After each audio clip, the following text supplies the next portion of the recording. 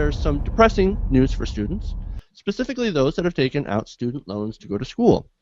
Student debt has hit an all-time high and is now the second largest source of personal debt in the United States. Now, for some of the details, I actually want to go to Senator Elizabeth Warren, who spoke about this in the Senate earlier this month. Let's take a look at that. Student loan debt is exploding, and it threatens the stability of our young people and the future of our economy.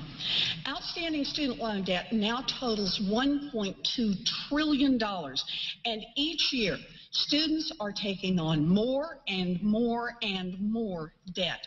And from 2004 to 2012, the average student loan balance increased by 70%. Congress set interest rates on student loans at artificially high interest rates that generate extra money for the government.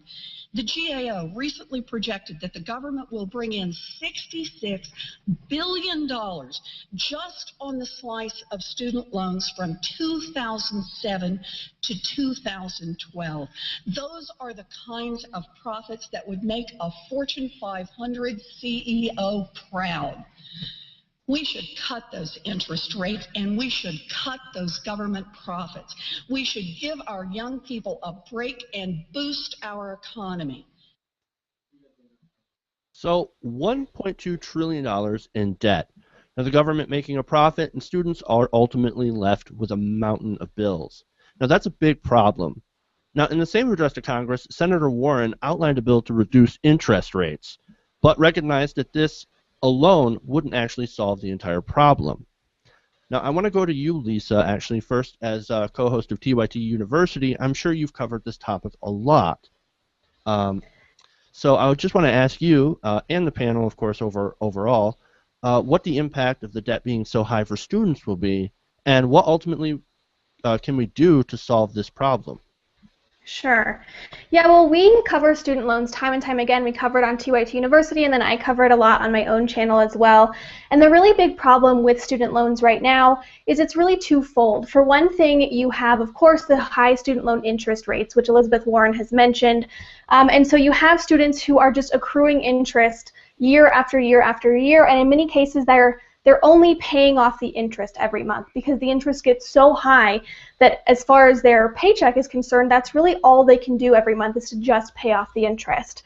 So then you have problems like it's really crippling the entire economy because recent graduates who are paying off their student loan debt, because they're having to pay off that debt, they're not buying houses, they're not buying cars, they're not going out to eat, they're not contributing to the economy the way that they normally would if they didn't have to pay back those student loans.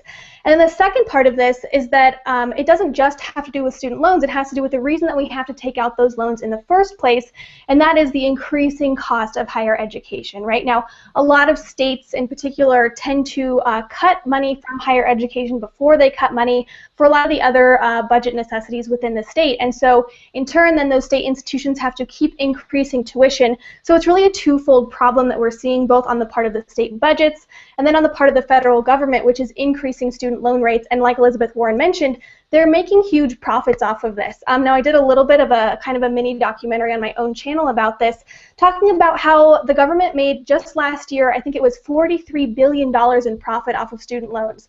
That was more than any company in the entire world made in that year, except I believe Apple and Exxon. So they really are making huge profits off of this. Now as for what can be done in the future, I think that basically the main thing that we really have the power to do is to really support the people like Elizabeth Warren, who obviously care about in decreasing the student loan interest rates. Unfortunately, we don't have a lot of people in Congress right now who are really making student loans a priority. But coming up in this midterm election and then the 2016 presidential election, we should start to see especially Democrats really make that one of their top platforms because the students are getting so upset and because there's really nothing else that can be done at this point. So I think as we go into these midterm elections, as we go into the 2016 presidential election, the main thing you can do is to really make sure you're supporting those candidates on the ballot who are going to put your needs first when it comes to your higher education. Absolutely, absolutely. I love that. Stephen, let's go to you. Well, I mean, here in the UK, it's not as bad for students. I mean, a couple of years ago, they tripled the amount that students have to pay in terms of tuition fees. It went from £3,000 to £9,000. On average, for a 3-year university course, they're looking at about $40,000 in total. I myself, because I've done a master's degree and I'm doing a PhD, once I finish my PhD, I'm going to end up with about $85,000 worth that I would have paid. Now, I'm fortunate enough to be able to pay my own way through my master's and PhD, but I've still got all of my initial undergrad degree left to pay. And another difference between the UK and the US is that when we get a loan for our student loans, we get it directly from the government. It's not the government giving money to banks, then lending it to students. We get it directly from the government. So the interest rate is relatively low and it's quite competitive. It's certainly cheaper than going to seek it from a bank independently. So we don't have any huge problems. But the fact, as Lisa was saying, that the fact we have students paying for higher education, it means that, and they're having these loans burdened on them, is that they're not able to fully contribute to society. I think as Noam Chomsky said, they're not trying to look at solving the world's problems. They're just trying to look to solve their own problems once they finish education. Here in the UK in 2009, about 54% of students who had taken out loans weren't in the position of being able to repay them once they'd left university. So it's just ridiculous. I think it's in Finland, all the higher education is free there. If you're doing a master's degree or a PhD, the government will pay you slightly above minimum wage there to carry on in higher education, which, like, that would blow Americans' minds, that the government would pay people to stay in education. But that's how you get the best scientists, and that's how you create new industries, and that's how you further your entire country's economic progress.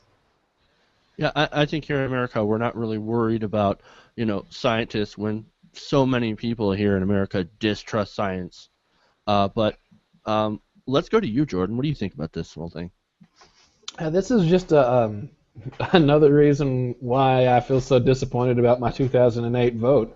If people remember 2006, 2007, candidate Obama, one of the things he ran on was, instituting some type of civil service agreement where if you did a stint of military service or a stint of civil service, which many countries in Europe have something like this, then you got a scholarship to go to school. And of course, that was just one more, liberal promise that never materialized from him.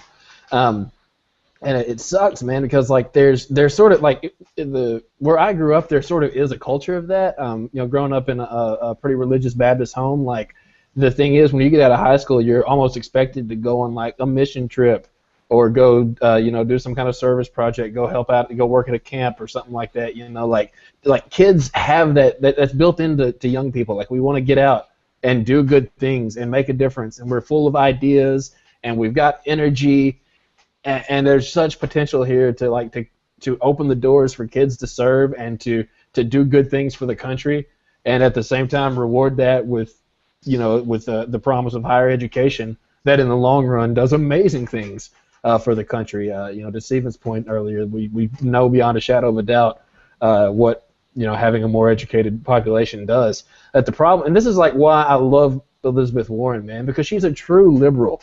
Like she's not like support the party line, support the government when you're in power. Like, because this is big government that she's coming after. Like the government is the one raking in huge amounts of money off this, and she's saying we need to stop doing this. Yeah, it's great. We're getting this. It's helping a lot of our budget. This is one of our biggest sources of profit. But it's not right. It's not so wrong. I'm sorry to butt in. That just seems so abhorrent. How we won't raise taxes on say millionaires and billionaires, but that's okay. We're going to extract it out of our students in order to balance our budgets. That's insane. Yeah. There's like one thing that we're not addressing, and that's that it's too easy for these kids to borrow this money, and that incentivizes the colleges to raise tuition. Like you see all these schools like building rock walls, full gyms, Olympic-sized swimming pools, like all this stuff, and then they send you an email like 2 weeks later, and they're like, "Oh, by the way, your tuition just tripled." Like, it should not be this easy for a kid to borrow $200,000 in order to go get a degree in sociology, and the degrees should cost different amounts. It just doesn't make any economic sense. Why do engineering credits typically cost the same amount as social science credits when those 2 degrees don't get you the same kinds of jobs. Actually, liberal arts majors tend to make more money than people who major in trade majors. Agree to disagree. No, it's a fact. You can't agree to disagree on it. Agree to disagree. I also think that student loans should be dischargeable through bankruptcy, and I really don't see, and to Stephen's point, they're actually not lent through banks anymore. They got rid of that. They're just directly from the federal government now. But they should be dischargeable through bankruptcy, and the colleges should be incentivized not to raise tuitions in some way. And right now, we have the exact opposite incentive. Well, and to jump in, that's another, I don't know if this so much is a broken promise as far as one that hadn't been lived up to, but that was part of the deal whenever the government took over the loans in the United States. Was there was an expectation that if you paid on your loan for X amount of years, it got forgiven regardless of what the balance was, and I haven't seen that materialize either. So it seems like the government's getting the good end of the deal for them by taking over the loans, and it's not being passed on to the people like it was when the deal was made. It's supposedly 120 consecutive months, which is 10 years, I think. I don't know. Mm-hmm. Like if you but I think what we're really seeing is it's a case of profits, putting the profits way before you put the borrowers. And we're seeing like the exact same sort of predatory lending practices that we saw in the 2008 mortgage crisis, which we saw how that turned out. But we can't learn from our mistakes. We continue to lend people the money who we know can't pay it back, or who the banks and who the federal government know can't pay it back, but they lend them that money anyways, and then they come after them with some pretty serious harassing, debt-collecting behavior when those students then default on those loans. And, that's a good point. And we also have the problem, I think, of, well, like, where do people go when they graduate from college? The jobs aren't there. And, and that makes it incredibly difficult to pay back those really expensive loans when you just don't have those jobs. And, we could talk about some of the higher engineering jobs with people coming in with from India with H-1B visas, or, going in and I don't want to say taking those jobs, but they're more attractive because they'll work for less, of course. And I don't blame anyone from India coming over with an H-1B and working for still what is a pretty good wage, but lower than what somebody in America is accustomed to. So we've got a lot of problems for people who go to school with the expectation that there will be some sort of career waiting for them when they graduate, and it doesn't materialize because, once again, so many different factors, and there's also a very, very weak job market waiting for them. So, I mean, what do? They end up just defaulting on debt, and we see that. Mm-hmm. The thing is, even despite kind of the job market, on principle alone, it was shown here in the UK when they tripled the tuition fees that when you raise the cost of going into higher education, fewer people are going to enter into higher education. It happened here, and I'm sure statistics will show that in America as well. And on principle alone, do you want the richest people being able to go to university, or do you want the smartest people? And on principle alone, whether they're able to get jobs at the end of it or not, that's beside the point. Do you want the smartest people getting a higher education? Of course you do, because they're the ones who are going to be able to make the most out of it. So the whole I can understand there being some minimal tuition fees. You can't have. I mean, Finland's managed to find a way to do it, but I think in America that sort of system wouldn't work. But the very idea that you've got to pay, in some cases, if you're going to law school or medical school, certainly hundreds of thousands of dollars that you're going to have to pay back. It means that you're not going to have as many trained doctors or as trained lawyers. I mean, arguably having not as many trained lawyers may be a good thing in America, but just the idea that you've got to kind of only the wealthiest will be able to go to university, in a couple of years down the line, if this trend continues in rising education fees, it just seems ludicrous in and of its principle. Yeah. Well, and touching off that really quickly, in the last 30 years, the cost of tuition for college has gone up by 1,120%, which is an insane amount, because when you compare that to the Consumer Price Index, that only went up by around 200 or 400% in the same amount of time.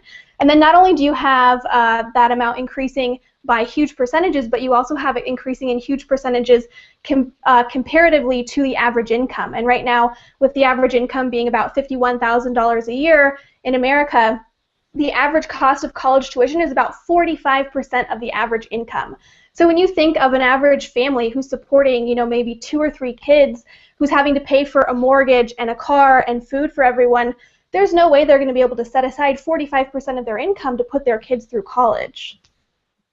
Right. And to build on your earlier point, Lisa, about predatory lending, it's important to remember where predatory lending comes from. If I'm a normal bank functioning under like market circumstances and I lend you money and you can't afford to pay it back, I'm out of that money. But the government guarantees that you can't go bankrupt. They guarantee the loan in general. So predatory lending is incentivized in the system that we've created. And I think that's probably the biggest driver of tuition, in my opinion. I just want to ask you, is there anything positive to look forward to as a student or as a student borrower? Or is our generation, millennials and younger, are we kind of screwed when it comes to student debt? I mean, is there anything positive to look forward to? It's definitely a scary situation, a scary outlook when you look at it. But I don't like to say that the millennial generation is screwed. And that's something that we hear a lot. We hear like, oh, the millennial generation is really in trouble on a lot of different fronts, just one of them being student loans. But I think the really positive thing that we have to take away from this is that millennials are coming to power. Because of our age, it's pretty soon going to be us who are taking the roles in Congress and who are running for president and who are running for our state elected representatives. And so we do have the power to change this. We're not just screwed. It doesn't have to be this way. We can, not only can we support the people who are running for Congress and who are running for office, who will support better policies regarding student loans and higher education, but we can also run for those offices ourselves and support those different policy changes. And so I think if you take away anything from this, don't be discouraged, only be empowered. That if somebody else is screwing around and isn't going to change it, then take it upon yourselves to be the one to really make the change happen.